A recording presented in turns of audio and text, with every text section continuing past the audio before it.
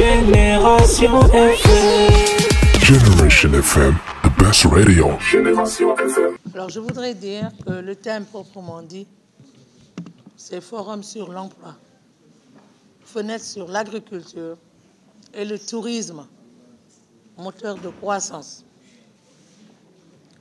Donc, quand j'ai ajouté dialoguer avec et pour les jeunes et terminer sur la thématique, c'est bien un cadre d'échange et de dialogue que nous venons de créer. Parce que c'était un forum avec une brillante panéliste, qui est également fille de la région, notaire de profession.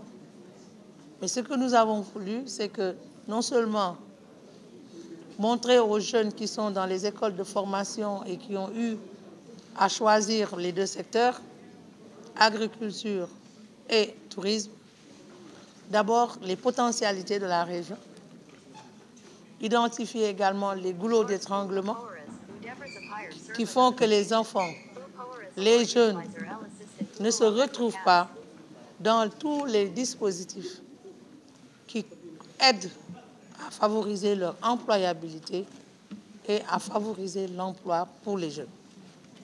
Cette problématique est on ne peut plus actuelle. Et vous avez vu la mobilisation des représentants régionaux des 3 FPT. Ça veut dire que notre cible, c'est la jeunesse. Notre cible, c'est la jeunesse, mais également à travers des discussions, des échanges qui sont structurantes, qui peuvent permettre que ces jeunes n'aient pas peur de leur avenir. Et dialoguer avec et pour les jeunes est même un nouveau concept qui est lancé par le Bureau international du travail. Parce que l'état des lieux de nos pays, je vais au-delà du Sénégal, montre que la jeunesse, aussi bien une bonne jeunesse en bonne santé est un atout, mais en même temps, ça peut constituer un risque social majeur pour la stabilité de nos pays. Je fais beaucoup de pays, je viens de la Guinée, qui est un pays en transition. Vous savez de quoi je parle. Donc, parler de la jeunesse, doter de la jeunesse des outils pour aller de l'avant, pour croire d'abord en leur potentialité propre, mais également à ce que leur offrent toutes les politiques qui sont formulées par le chef de l'État, puisque c'est lui qui élabore les politiques publiques, par le PSE, de leur donner des facultés capables de se retrouver à travers ces dispositifs. C'est ce que nous voulons de faire au travers d'un dialogue inclusif, en présence des acteurs de terrain. Vous avez la Chambre de commerce qui est là, par Biram Ndiaye, représentée par Biram Ndiaye. Vous avez l'IA Ziguinchor qui est également représentée à travers Mme Sigel Diouf.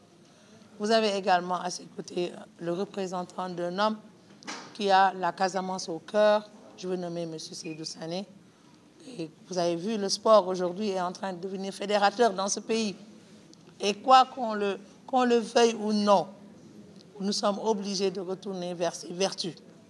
Le sport qui est rassembleur. Parce que le risque, nous ne sommes pas à l'abri de risques. Et je mesure mon propos. Aujourd'hui, cette activité se tient. Par hasard, elle a été reportée parce que j'étais en Guinée, justement, où j'avais été sollicité par le gouvernement de transition pour installer une institution comme celle du Sénégal. J'y ai pris part. Mais pour mon pays, je ne dirais pas que j'ai peur pour la jeunesse. Je n'ai pas peur. Parce que la jeunesse d'aujourd'hui, quand même, elle sait ce qu'elle veut. Elle sait faire des choix. Mais il faut qu'on lui donne les instruments, tous les outils. Formation, renforcement des capacités. Pas seulement les études. Et on l'a dit lors de nos travaux, pour que cette jeunesse soit une jeunesse qui puisse faire la relève demain. Donc, je pense que c'est ce que nous avons fait ici. Et comme la réunion se tient au lendemain des événements douloureux de Mbaké, je ne peux pas, en tant que responsable, ne pas lancer un appel. Parmi d'autres appels, des chefs religieux, Je vais aller voir le clergé là tout à l'heure. Demain, je serai avec l'imam Ndiaye, qui a son yendoula habituel. Je vais aller voir le clergé suite au décès du curé, Otis Sambou, paix à son âme. Il faut que tous les acteurs lancent des appels pour apaiser le climat, pas social, le climat politique. Le climat social, il est apaisé, c'est mon travail. Parler avec les employeurs, avec les travailleurs, avec le gouvernement. Il est tripartite. Là, on parle du climat politique. Mais il y a des incidences sur le climat social. Parce que les employeurs, ils ont des entreprises. On parle d'entrepreneurs. Si le risque social n'est pas maîtrisé, ils n'auront pas le courage d'ouvrir boutique. On vient de saccager le siège de la Sonatel à Baké. J'exprime toute ma compassion parce que voilà une multinationale au sein de laquelle nous avons installé un comité de dialogue social. Pendant des années, vous n'entendrez plus parler de grève à Sonatel. C'est le Haut Conseil. Et j'exprime donc toute ma compassion à M. Sékou Dramé, directeur général, et à ses agents. Donc, ils n'ont pas de problème en interne, mais on va leur créer un problème à partir de l'extérieur. Ce n'est pas normal. Ils vont impacter négativement les résultats. Ce n'est pas normal. Nous avons d'autres structures, on m'a dit, qui ont été saccagées. Un marché Auchan, ou c'est pas Auchan, Saint-Champ. Saint-Champ. Au nom de quoi?